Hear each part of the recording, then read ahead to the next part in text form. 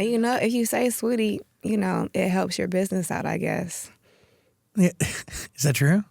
I mean, they keep saying my name. They like it. I think they like how it tastes.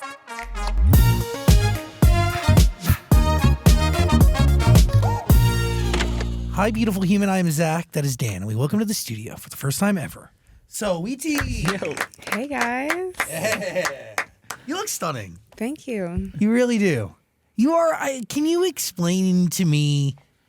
I have so many questions. I don't even necessarily know where to start. We have a debut album to dive into, but also there's mixtapes and a real legacy here. But also, where do you want to start? Should we start with NANi? Start with the new single? That's the music video is incredible. Oh, you saw the music video? Yeah, it's Yes, we great. did. I know that's right. You better get your exclusive. Yeah, it's really good. Thank you. Can you explain to me what it takes today to make hip-hop music that is both nostalgic for what is and has been hip-hop, but also match to what is needed today to be relevant? Honestly, that's a great question. And I think it just happens in the studio. I feel like when you try to make something sound nostalgic, you don't necessarily hit it on the head unless it's sampled. However, NANi has no samples. So I'm really grateful for the producer who brought it to me, Jean-Baptiste. And Casual. What? That's cool. yes. Sorry. And it just so happened to be that. So I'm happy that I have it. So, okay, how do you approach a beat? Because you've been rapping over beats since you were 14 and posting this shit on YouTube. So has your approach changed since then at all? Yeah, I used to be really shy when I would go to the studio. I would write all my raps before, but with my heightened schedule and my lack of personal time, I don't have time to do that anymore. So now I just go to the studio and I might just freestyle over the mic and see what sticks out the best. So, okay, when you're writing raps alone, and when's the last time you've done that where you just wrote something to a beat by yourself? Probably 3 weeks ago. Okay.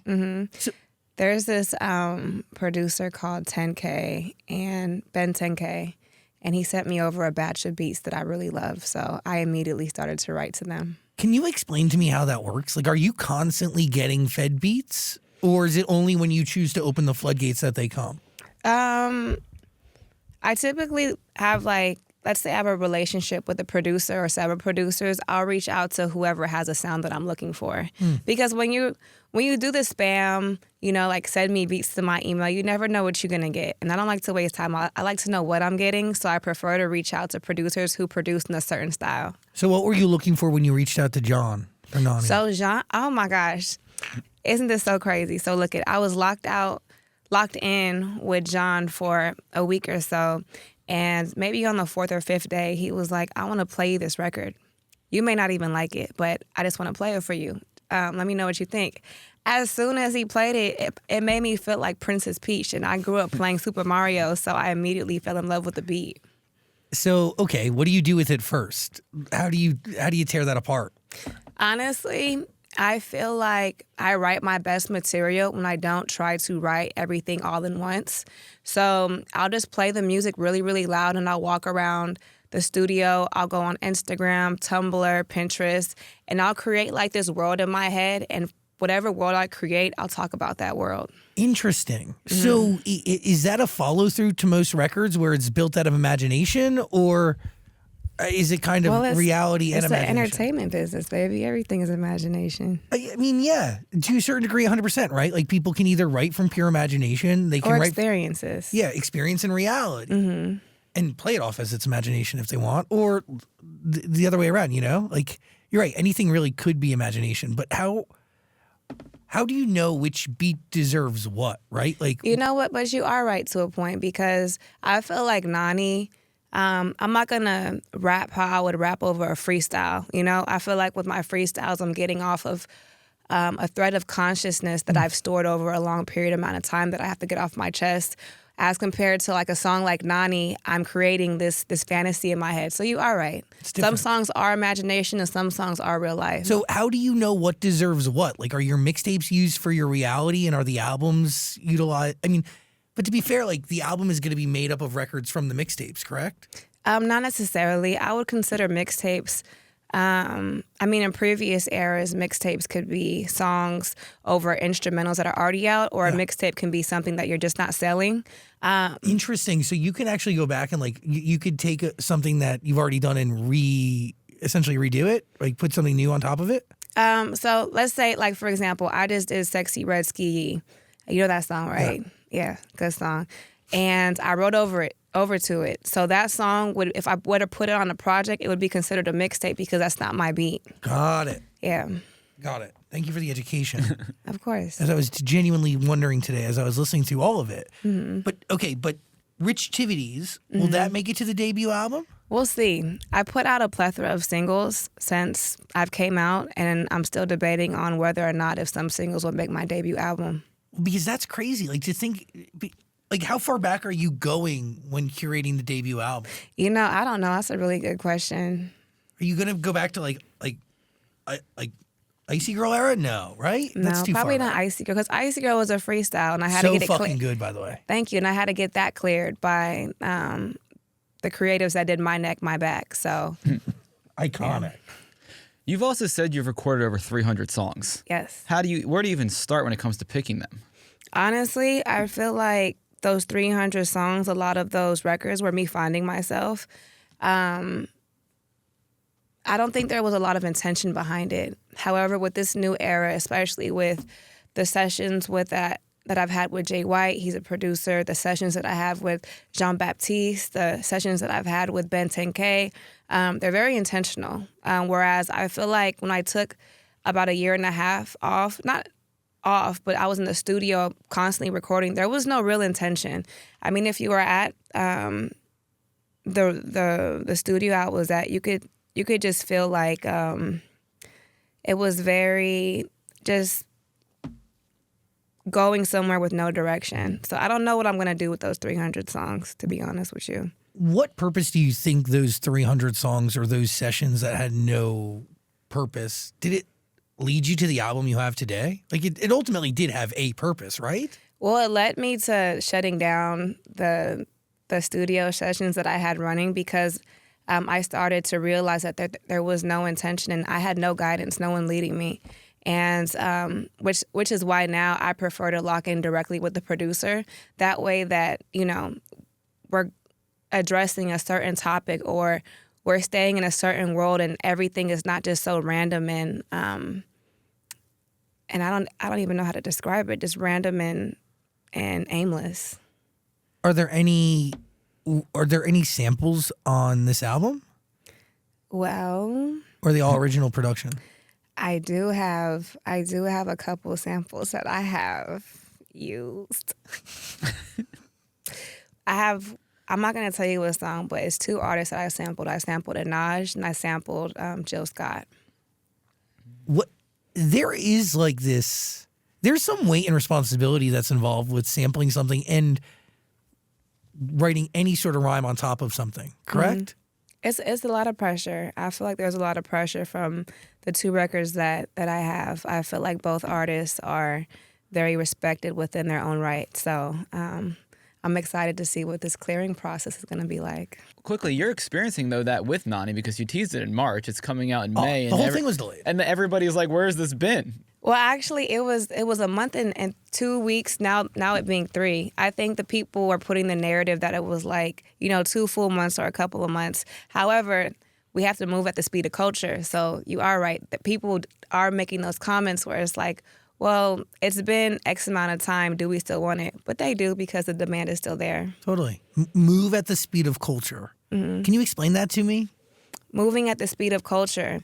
Moving at the speed of culture is analyzing the data, seeing where the demand is, and putting it out if there's a demand. Moving at the speed of emails, meetings, Zoom calls is going to delay the process. Is your creative process influenced at all by that data that you're consuming? That data that then dictates where culture is going? I think that testing your music is important because you're able to see if there's a demand. However, when there's a big demand, especially in these big pivotal moments of culture, and you miss those, that's where it's the artists and the fans are let down. But I think teasing is important. Can you describe to me what Best Friend does for your life? I mean, it has to change it, no? Best Friend, my song. Yeah. You know, I'm really grateful for Best Friend. I didn't really like it at first. It just wasn't it didn't feel like a my type, and it didn't feel like a tap in. And I just feel like my flow, I couldn't get with the flow of it. I felt like I was fighting the beat. Interesting. Yeah, and it was one of those verses where I rewrote it probably like 10 times. However, I'm so grateful for that moment, because when I meet, you know, women, kids, sometimes even babies who can talk, it's just like that's their favorite song. It's crazy. So I'm happy that I was able to do that, you know, for the culture of besties. And by the way, My Type, Tap In, massive records in your life too. Massive, massive. But the way you describe Best Friend is like, it's very accurate. I played that song maybe twice an hour on the radio. Oh, that's right. Oh, and yeah, we were on like 80 different radio stations all across the country. Thank you. It was crazy. It was fucking nuts. Do you know why that song ends up resonating the way it does?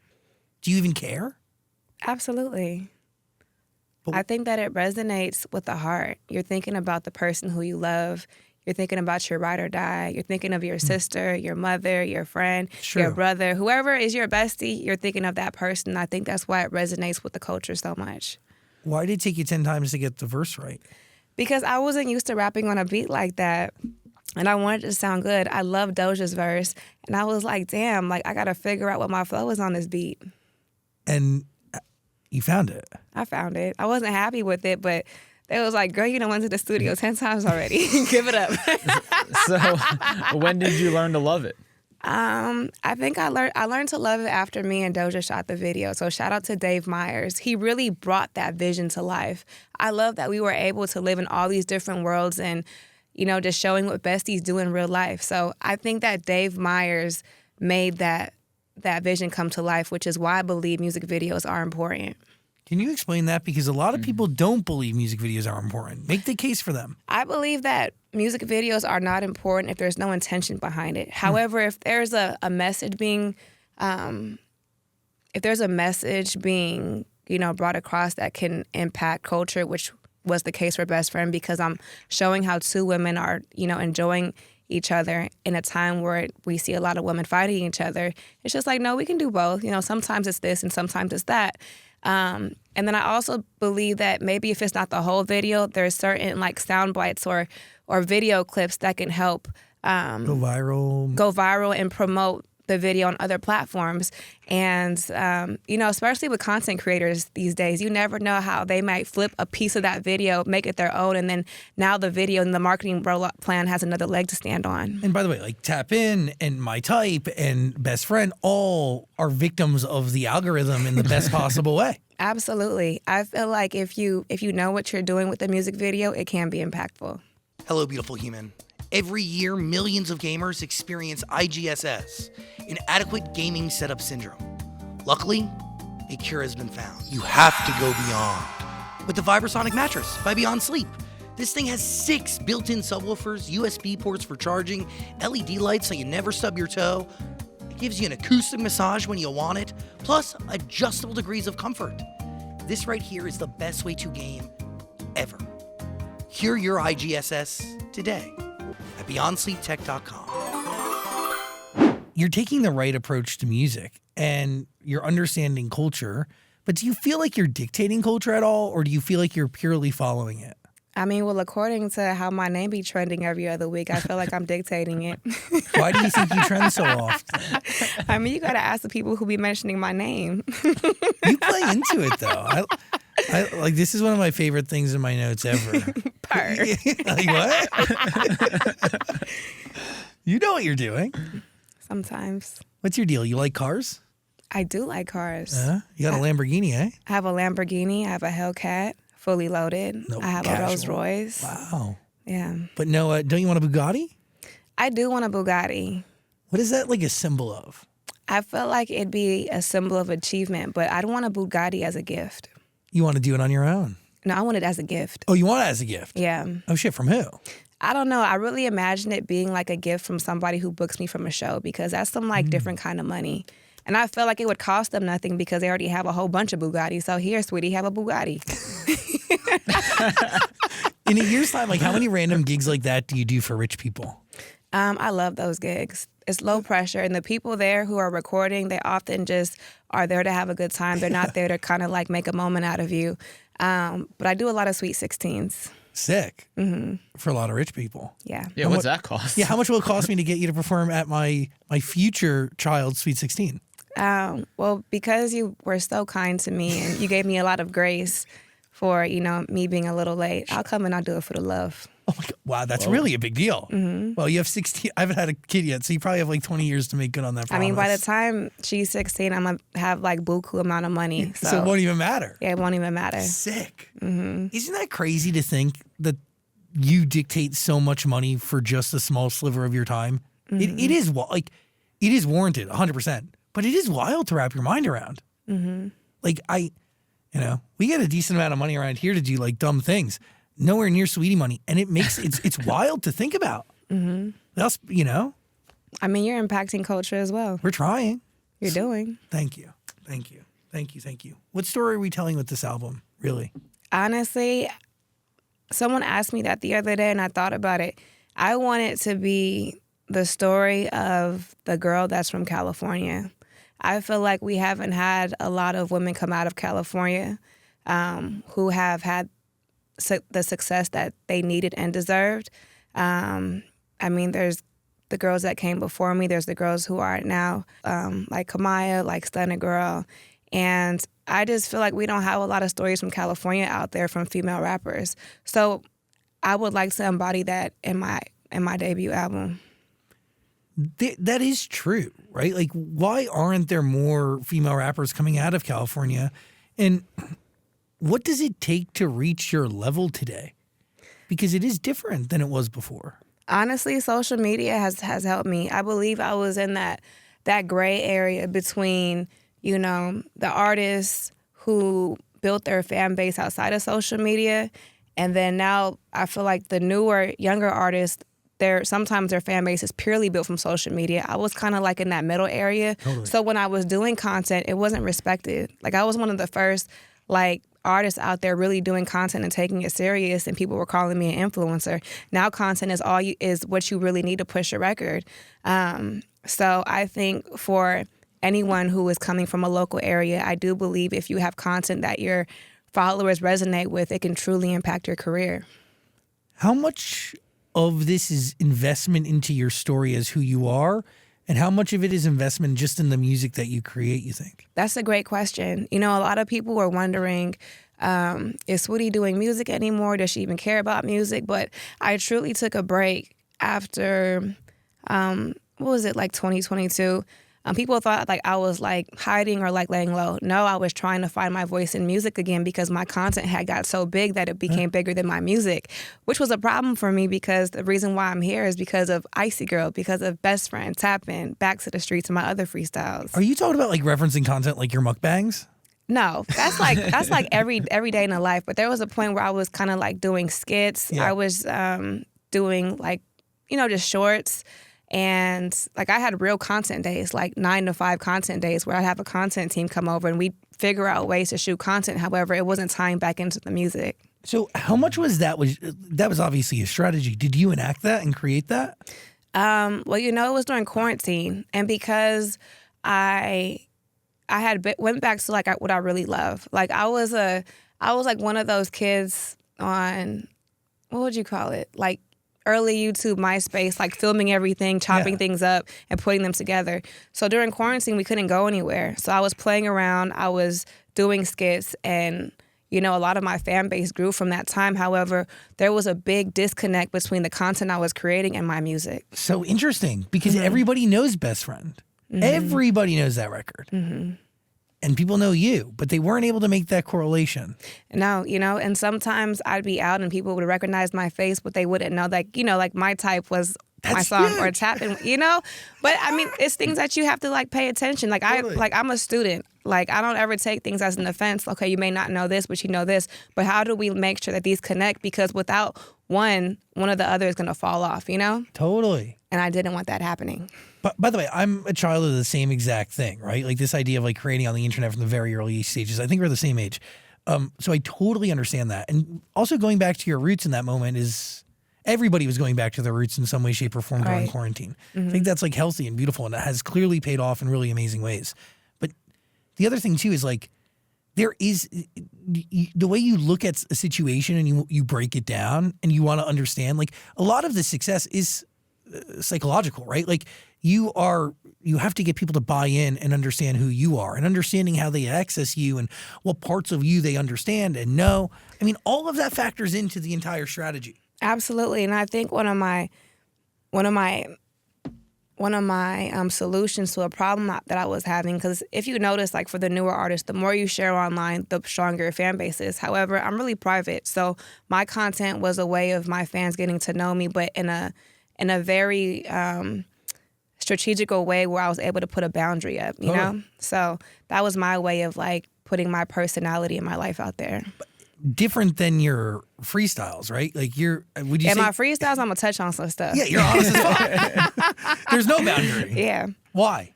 Well, I like a freestyle because I'm able to craft it in a safe and vulnerable state. You know, it's not on a live where I'm like rambling and I might say the wrong thing. It's not me going on like a Twitter rant and I'm saying the wrong thing. Like I'm really careful with those things. I like freestyles because I've had time to sit with it. I know what my public messaging is, and boom, it's out there. It's a way for me to sit with what I'm about to say, and then for me to be like, okay, girl, like it's good. Can you tell me the story of Tap In? Like where were you at when that? Honestly, Tap In was brought to me. Okay. So how much of it? The whole thing was brought to you? The chorus. Got it. Tap, tap, tap in.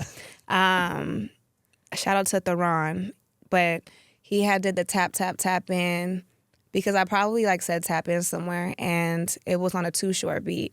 Got it. I love Short. I I rapped over Shake That Monkey, and Blow the Whistle. Dr. Luke had replayed it, and it just felt so like Bay Area and West Coast. So immediately when they played it, I was like, I want that one. Wow. So do you? I mean, you have these three pieces essentially. Where do you go to craft the verses? Like mentally, where do you go? I to be honest, I really like to sit in the room and just play it loud. Yeah. I like to play it loud, and I like to eat. I like to go on the internet. I like to have my homegirls around. I like for there to be no pressure, so the most organic thing can come out. Because all the writers know, the best lyrics come from a conversation. Totally. Which is why I like having my homegirls in the studio, because I'll just have them pop shit back and forth to me, and then boom, I'll think of a bomb ass line, or I'll touch on something that I know that the girls want to hear. But trying to go into the studio right away, I just feel like that makes it super forced. It is interesting, because a lot of the great lines are so conversational, and they are things that you would just say fucking around with your friends. Mm-hmm. It's interesting. What are you thinking? Can you talk about this tweet? I'm doing everybody's job to make sure this release goes well. Mm-hmm. What jobs are you doing that maybe you shouldn't be? I wouldn't even say I shouldn't be. I'm a perfectionist, and one thing that I don't like to do is waste people's time. So it's why have you work on something for an X amount of hours? You bring it to me, I don't like it, and then now I have to work on it. Mm-hmm. So I like to work with people until they truly understand my style. Can you explain to us the relationship you have with your fans? Because you do have DM groups that go on with them, right? Mm-hmm. So where does that come from? How did that begin? They'll start them. And you answer them. And I'll tap, tap, tap in. So what are you learning from them? A lot. By the way, I know a lot of superstars who are connected with their fans. I think it's the secret sauce to actually understanding. I feel like some of them are little me's. Like little brothers and little sisters. Some of them are fun. Some of them are bad. Some of them are mischievous. It's all different kinds of personalities. Is it a part of understanding where culture is going? Absolutely, because they're online more than me. I'm out, being Saweetie somewhere while they're just, reading tweets, scrolling on the feed, and they're seeing everything. So sometimes they'll update me on what's going on too. It's pretty cool. I love them. They're the best. It's a way to stay connected and really feel like you're in the trenches and have an understanding. Okay, what you know about being in the trenches? Not a ton, but, enough. So find out. What are you thinking? How much of Saweetie is you, and how much is it is a character persona you're putting on? That's a really great question. And I distinguished that, I believe, the beginning of this year, before re-entering officially back onto the internet. I felt like Saweetie has always been all me. However, when people start to attack me, especially people who don't know me, it hurts sometimes. I have feelings. So I've learned to disassociate, my persona once the negativity hits. Because I'm just like, okay, you're attacking like my public persona. Mm-hmm. You're attacking, if we're online, it's this avatar that whether they're real, false stories have created to give the perception I have. Because sometimes people will meet me and they'd be like, I didn't know that you act like this. Like based on what they've read or heard, they have this whole other image in my head. But to meet me, I guess, is a different experience. So I began to disassociate, from my public image once all that negativity starts to hit, because then it makes me take it with a grain of salt. Because I'm just like, okay, you're attacking Saweetie, you're not attacking Diamonté, because if you really know me, you would know that half the stuff that's out there isn't true. It's wild because like it is you, but it isn't you. And people are going to attack Saweetie just because you're a public figure in some way, shape, or form, whether those opinions are valid or whatever. And if you say Saweetie, it helps your business out, I guess. Yeah. Is that true? I mean, they keep saying my name. They like it. I think they like how it tastes. So what is your type? Honestly, someone asked me that, but energy. I used to have all these like rules and regulations, but I like somebody that I can just vibe with, because there's nothing better than like working, these long hours and just coming home to somebody that you can just like eat food with, cuddle with, Netflix and chill, or just like talk. Like I love to talk to whoever I'm dating a lot.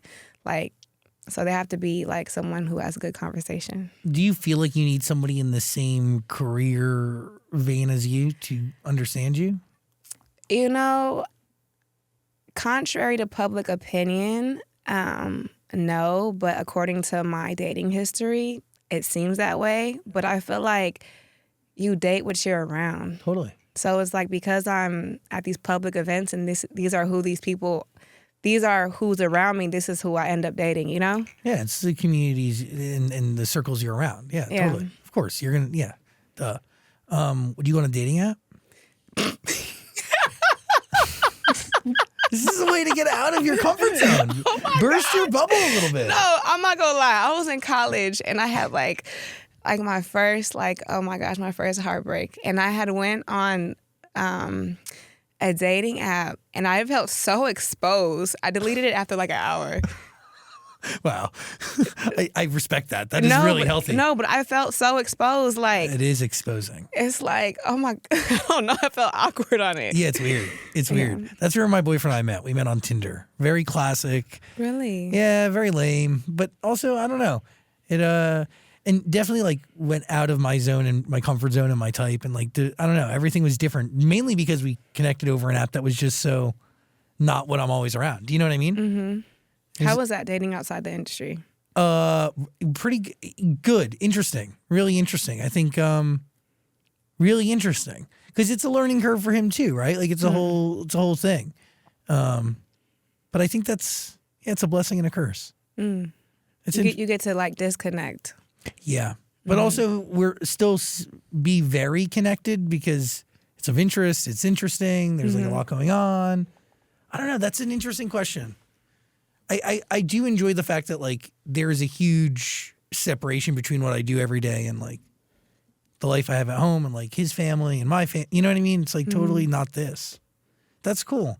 But then there is a lack of understanding from time to time. But it's a learning curve. He's learning as we go, as I'm learning too. Pretty Bitch Music, by the way, is the debut album. It's on the way. Do we have no, there's no date yet. No, there's no date. When is it coming? I would, in a perfect world, I would say third quarter. Okay. But I'm not saying that's the official. Got it. So like June, July, August area. Third quarter, that's... Is that, the fall? Oh, shit. I don't know my quarters or my seasons. Okay, the fall. Sorry. So you really have so much music. I have so much music. It's ridiculous. That is insane. And I think that I don't, like, sometimes I see these tweets and it's just like, Saweetie's being lazy or she's not being consistent. Behind closed doors, I have been. So it's unfortunate when, because I'm not posting, that perception then equates to what I'm doing, and it really doesn't, because I be working. Like, I work all the time. So what is the answer to getting the backlog of songs out into the world? Is it just kind of drop it, like hinting to them? Is it, what do you? I think NANi is the beginning of the era where I'm dropping consistent, because I have my next songs lined up, and I played them from my label yesterday, and they were extremely pleased. Amazing. What's up, Dan? How are you? He over there smirking. He got that Stewie smirk. He's up to something. What fuels the relevancy? I mean, I don't know. It's so interesting. You're very interesting. I'm just a girl. That's right. Pretty wild that you started with a mukbang and then you ended up getting your own McDonald's meal, right? You know what? That's so crazy. And I always tell people. That's the real success story No, here. especially, because sometimes people are interested how they should market yourself. I'm like, market what you love, what you like, no matter what people say. So people would like drag me online for like eating the way that I did. I don't care. I'm going to create my little concoction. I'm going to make it how I want to make it. I'm going to put my little sauces on it, and then I'm going to bite it. So because I would always go online and I would do my McDonald's mukbang, McDonald's was just so happened to be looking for a face for their campaign. And because I'm online, always enjoying my McDonald's meal, they gave me the campaign. Because it's authentic and it's real. And I kept doing it despite what people were saying. Just being you. By just being me. And look at that. You get paid pretty well for that, right? Yeah. Yeah. Yeah. Yeah. Well, I have a real question. Oh, they're all real questions, but is there anything you use that you learned in college that you actually put towards your career today?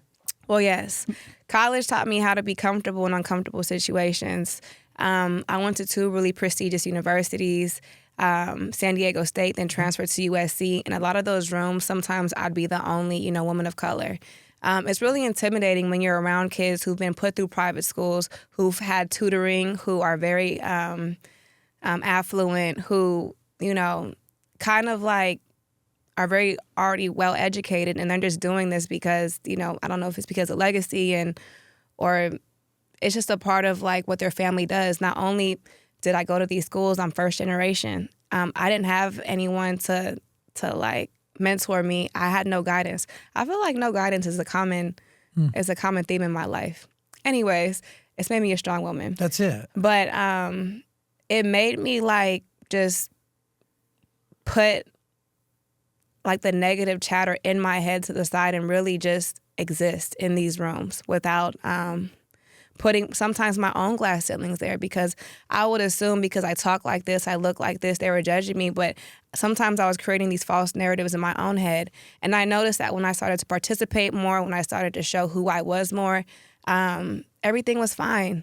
And it just taught me to just be a very forward woman. Like, I'm very vocal, I'm very interactive, and I voice my opinion. And I think voicing your opinion matters, otherwise somebody will give you their own opinion. So I think that's what it taught me. And it also taught me a lot of invaluable skill sets like responsibility, time management, communication, and just working with different types of like cultures of people, because not everybody has the same set morals and values. By the way, all social skills acquired from college. Social skills. Nothing from a book. Thank you for summarizing it. Yes. Beautiful.